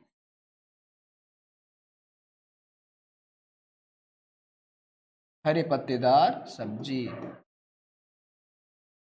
ठीक है, तो ये मेरे दोस्तों याद रखिएगा, ये हो जाता है हरे पत्तेदार सब्जियां, दूध, मांस, मछली, अंडा, अंडा लिख लीजिएगा भैया, मांस भी लिख लीजिए, मांस भी होता है, मछली खाएंगे तब भी आपको मिलेगा विटामिन डी। ठीक, यकृत होता है, ये भी आप ध्यान में रखिएगा।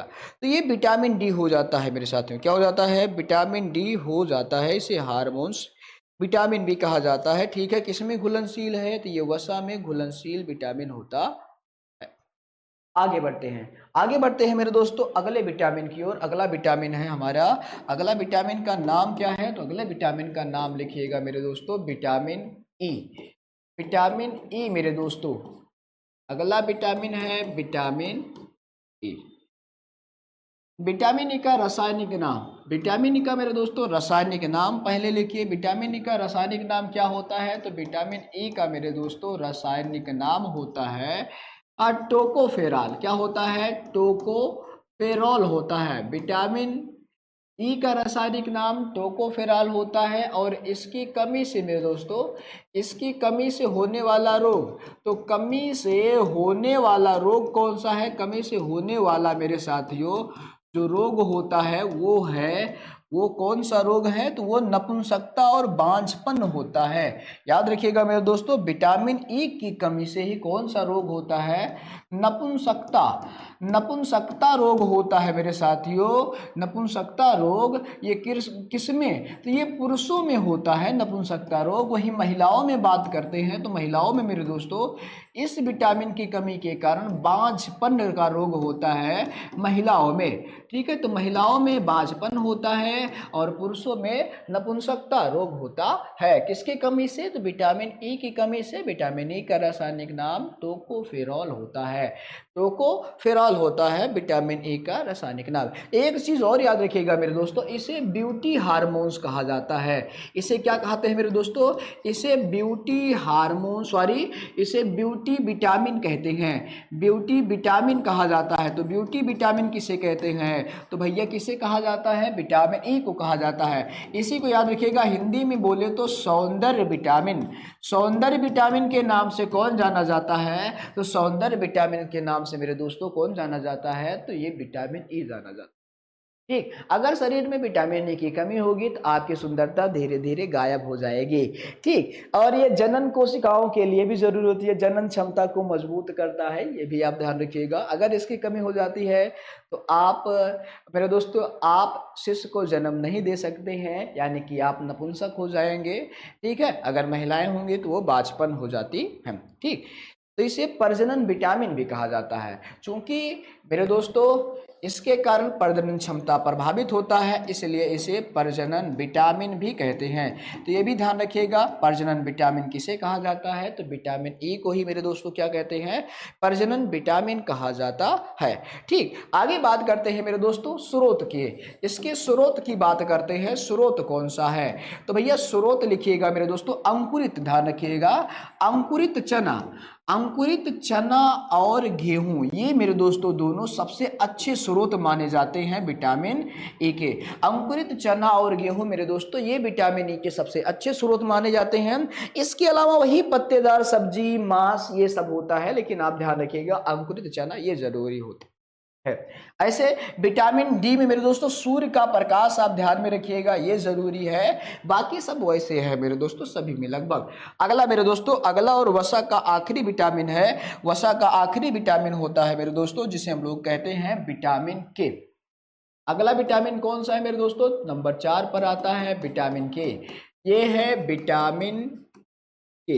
विटामिन के को मेरे दोस्तों क्या कहते हैं रासायनिक नाम? इसका रासायनिक नाम क्या होता है? तो याद रखिएगा, इसके रासायनिक नाम की बात करते हैं मेरे दोस्तों तो रासायनिक जो नाम होता है इसका, एक होता है नैप्थोक्विनोन, नैप्थोक्विनोन,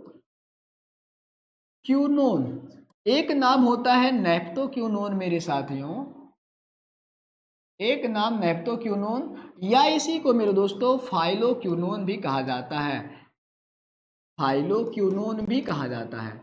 तो चाहे फाइलोक्विनोन बोलिए चाहे नैप्थोक्विनोन बोलिए मेरे साथियों, बात एक है, फाइलोक्विनोन या नैप्थोक्विनोन। तो फाइलोक्विनोन हो नैप्थोक्विनोन हो, ये किसका नाम है? तो ये नाम है मेरे दोस्तों विटामिन के का।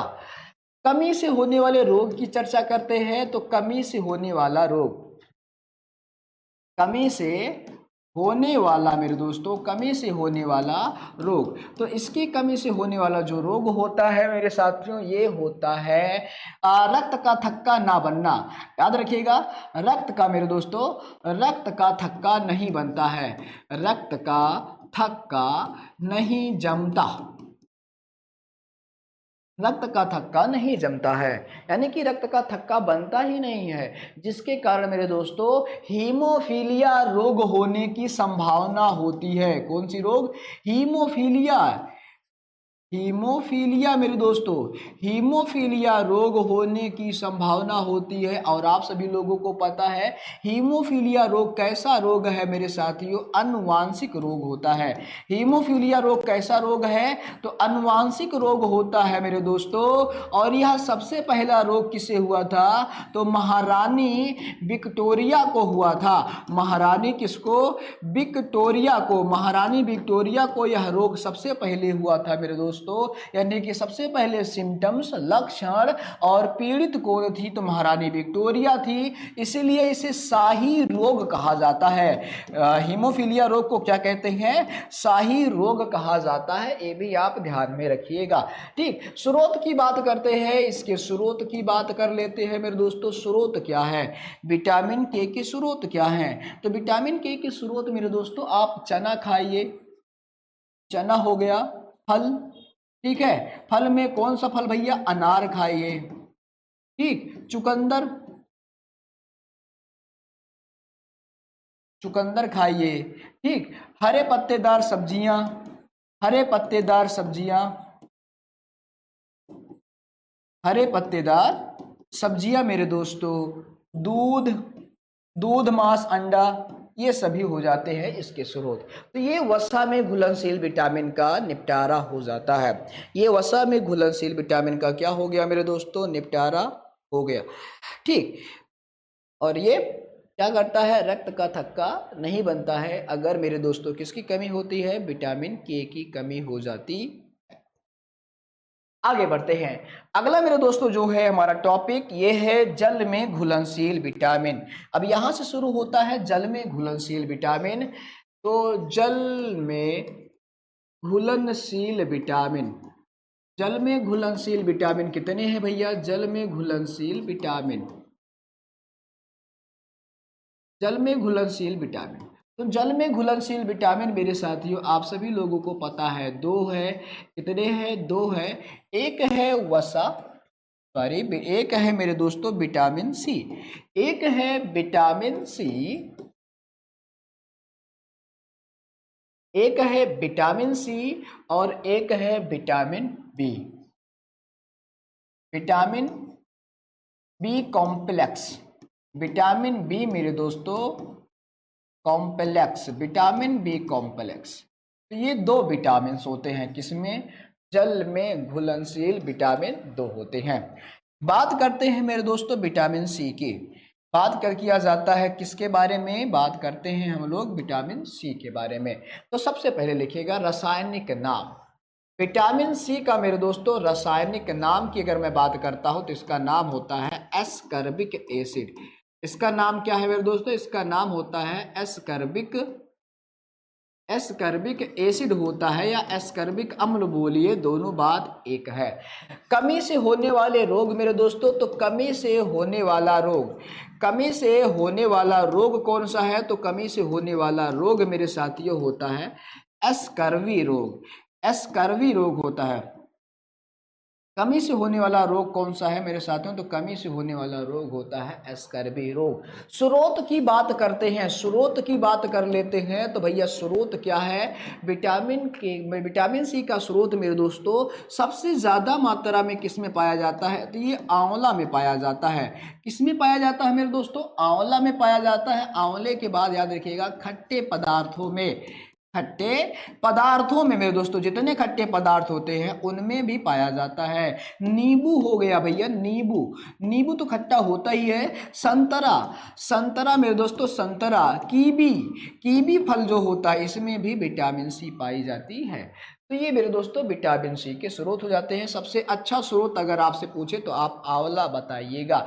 एक चीज और याद रखिएगा मेरे दोस्तों, सर्वप्रथम यानी कि सबसे पहला, सबसे पहला, इसे हम लोग अलग पेन से लिखते हैं, ये इंपॉर्टेंट है मेरे दोस्तों। सबसे पहला खोजा गया विटामिन, सबसे पहला, सबसे पहला खोजा गया विटामिन मेरे दोस्तों कौन सा था, सबसे पहला खोजा गया विटामिन मेरे दोस्तों था विटामिन सी, सबसे पहला खोजा गया विटामिन है। मेरे दोस्तों क्या है, सबसे पहला खोजा गया विटामिन कौन सा था, तो सबसे पहला खोजा गया विटामिन मेरे दोस्तों विटामिन सी है। एक चीज और है मेरे दोस्तों, ये डिसएडवांटेज है, याद रखिएगा, जब भी मेरे दोस्तों गर्म किया जाता है भोज्य पदार्थों को, मेरे दोस्तों याद रखिएगा, भोज्य पदार्थों को, किसको, भोज्य पदार्थों को मेरे साथियों, भोज्य पदार्थों को जब गर्म किया जाता है, क्या किया जाता है, जब मेरे साथियों गर्म किया जाता है, तो गर्म किया जाता है, तो गर्म करने पर किया जाता है मेरे दोस्तों, तो गर्म करने पर मेरे साथियों, गर्म करने पर विटामिन बी मर जाता है। विटामिन बी मेरे दोस्तों गर्म करने पर, विटामिन बी में बोल रहा था, विटामिन सी नष्ट हो जाता है। विटामिन सी क्या हो जाता है, नष्ट हो जाता है। तो ये भी आप ध्यान में रखिएगा, ये भी आजकल पेपर में ये वाला क्वेश्चन पूछा जा रहा है, तो ये दोनों आपके लिए इंपॉर्टेंट है। ठीक, ये दोनों इंपॉर्टेंट है मेरे साथियों, ये आप इसे विशेष कर याद रखिएगा।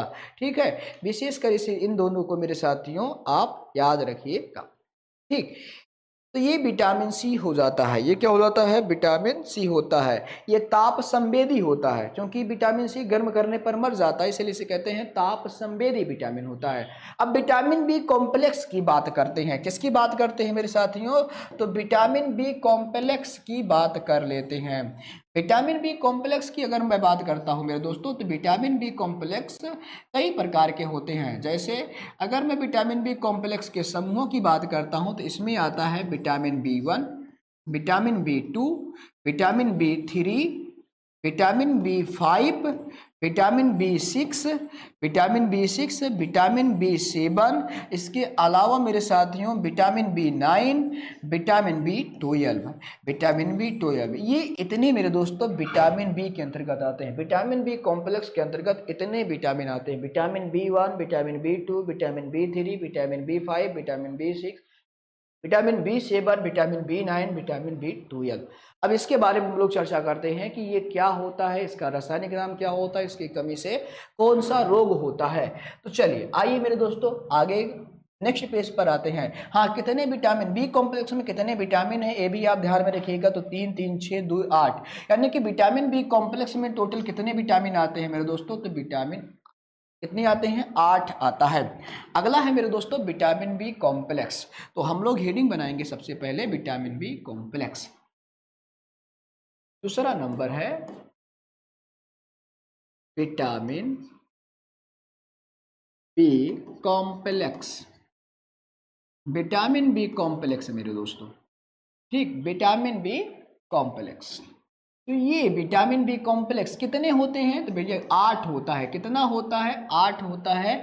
अब इसी 8 का निपटारा हमें करना है, एक पेज पर हो जाएगा तब तो ठीक, नहीं तो दूसरा पेज हम लोग लेंगे जरूर। सबसे पहले आता है विटामिन बी वन। मेरे दोस्तों विटामिन बी वन की बात करते हैं। विटामिन बी वन का रासायनिक नाम, विटामिन बी वन का मेरे दोस्तों रासायनिक नाम की अगर मैं बात करता हूं, तो इसका रासायनिक नाम होता है थायमीन।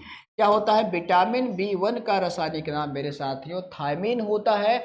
इसकी कमी से होने वाला रोग, मेरे दोस्तों कमी से होने वाला जो रोग होता है वह होता है बेरी बेरी रोग। कौन सा रोग होता है, तो भैया विटामिन बी वन की कमी से बेरी बेरी रोग होता है। विटामिन बी वन की कमी से कौन सा रोग होता है मेरे साथियों, बेरी बेरी रोग होता है। स्रोत की बात किया जाए, स्रोत की बात करते हैं मेरे दोस्तों, तो याद रखिएगा याकृत, याकृत होता है। हरे पत्तेदार सब्जियां होती हैं, हरे पत्तेदार सब्जियां होती हैं मेरे दोस्तों। इसका सबसे अच्छा स्रोत मछली का तेल, मछली का तेल मेरे दोस्तों याद रखिएगा, मछली का तेल, मछली का तेल, ये मेरे दोस्तों क्या होते हैं, तो ये विटामिन बी वन के अच्छे स्रोत माने जाते हैं। अगला विटामिन लेते हैं मेरे दोस्तों। अगले विटामिन को हम लोग कहते हैं vitamin B two. Vitamin B two कहा जाता है, और विटामिन बी टू का रासायनिक नाम, विटामिन बी टू का मेरे दोस्तों रासायनिक नाम की अगर मैं चर्चा करता हूं, तो इसका रासायनिक नाम, विटामिन बी टू का रासायनिक नाम होता है राइबोफ्लेविन। क्या होता है, राइबोफ्लेविन। मेरे दोस्तों विटामिन बी टू का रासायनिक नाम होता है राइबोफ्लेविन होता है। कमी से होने वाला रोग कौन सा है? तो भैया कमी से होने वाला रोग, कमी से होने वाला रोग मेरे दोस्तों याद रखिएगा डर्मेटाइटिस, डर्मेटाइटिस होता है, इलियोसिस होता है, इलियोसिस होता है,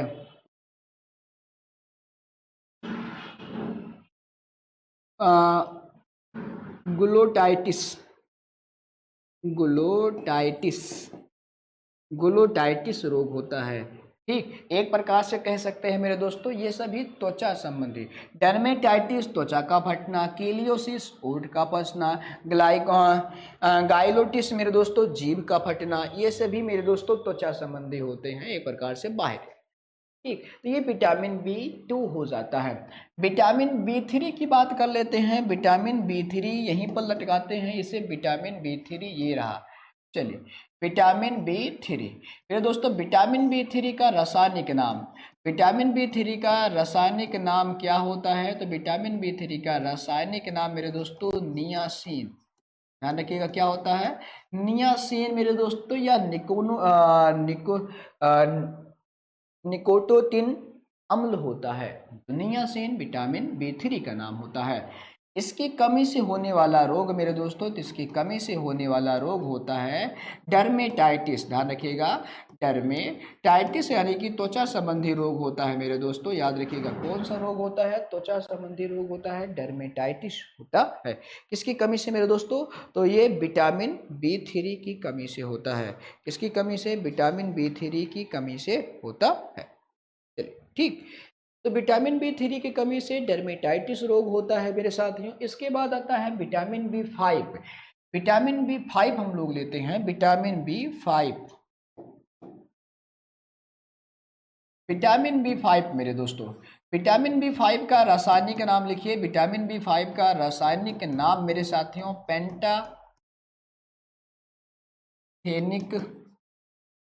पेंटाथेनिक अम्ल होता है।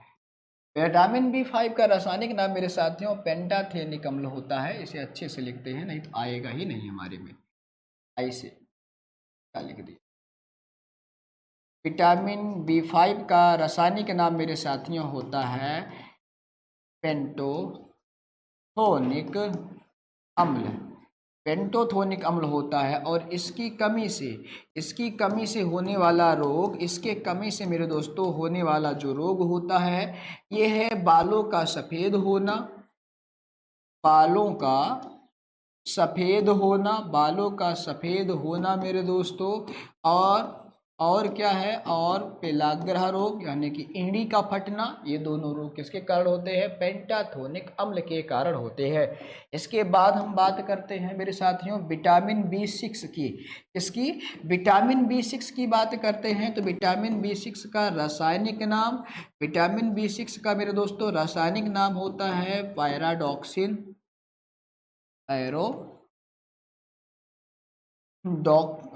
डॉक्सिन, पैराडॉक्सिन मेरे दोस्तों, पैराडॉक्सिन होता है विटामिन B6 का रासायनिक नाम, पैराडॉक्सिन होता है।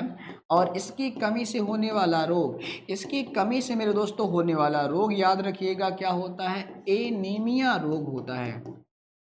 इसकी कमी से मेरे दोस्तों एनीमिया रोग होता है। इसकी कमी से पेलाग्रह रोग भी होता है। इसकी कमी से मंद बुद्धि होती है, मंद बुद्धि मेरे दोस्तों, मंद बुद्धि रोग मेरे दोस्तों इसकी कमी से होती है, विटामिन B6 की कमी से होता है। ठीक, जनन क्षमता भी प्रभावित होता है, जनन क्षमता भी कम होता है मेरे दोस्तों, जनन क्षमता क्या होता है? कम हो जाता है, ये भी आप ध्यान में रखिएगा। अगला है विटामिन B7 ये दोस्तों, अगला है 8वें में से विटामिन B7। विटामिन B7 का रासायनिक नाम बायोटिन है। विटामिन B7 का रासायनिक नाम क्या होता है मेरे दोस्तों? बायोटिन होता है।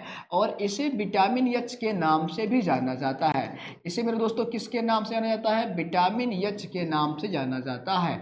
इसकी कमी से होने वाला रोग, इसकी कमी से मेरे दोस्तों होने वाला जो रोग है वो कौन सा रोग होता है? तो वो होता है एनीमिया रोग। कौन सा रोग मेरे दोस्तों? तो ये याद रखिएगा एनीमिया रोग होता है। और डर्मेटाइटिस रोग होता है, डर्मेटाइटिस रोग होता है मेरे दोस्तों, डर्मेटाइटिस रोग होता है। बालों का झड़ना, बालों का झड़ना मेरे दोस्तों याद रखिएगा, बालों का झड़ना, तो बालों का झड़ना भी मेरे दोस्तों, झड़ना किसके कमी से होता है? विटामिन बी 7 की कमी से होता है। तो ये विटामिन बी कॉम्प्लेक्स के मेरे दोस्तों कितने हो गए? 3, 2, 5, 3, 2, 5 हो गए, यानी कि अभी 3 बचे हुए हैं। तो 3 अगले स्लाइड में हम लोग देखते हैं। विटामिन बी 9, विटामिन बी 9 मेरे दोस्तों, अरे कितने बचे हैं? हाँ, ये रहा मेरे दोस्तों, ये एक नंबरिंग कर लेते हैं।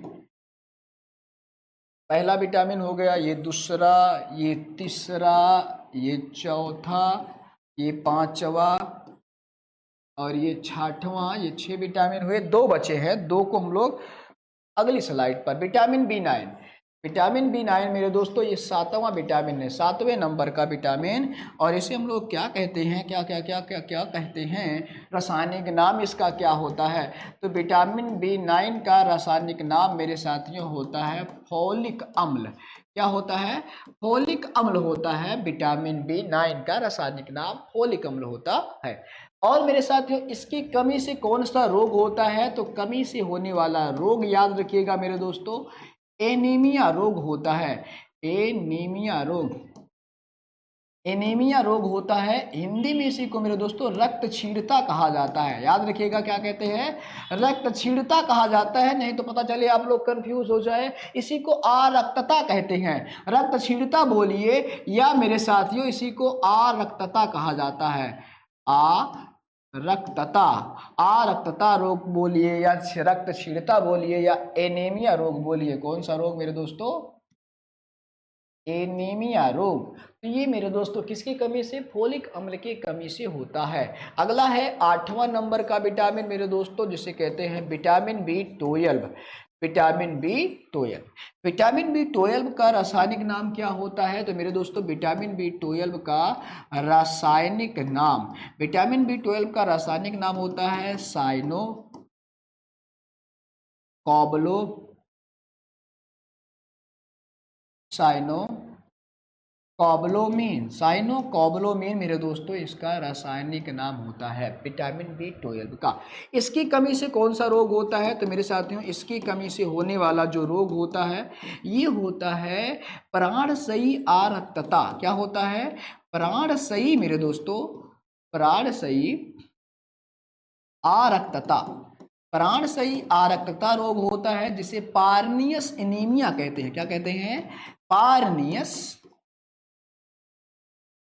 इसे पार्नियस, अरे रख डाल देते हैं, इसे पार्नियस मेरे दोस्तों, पार्नियस एनीमिया रोग कहा जाता है।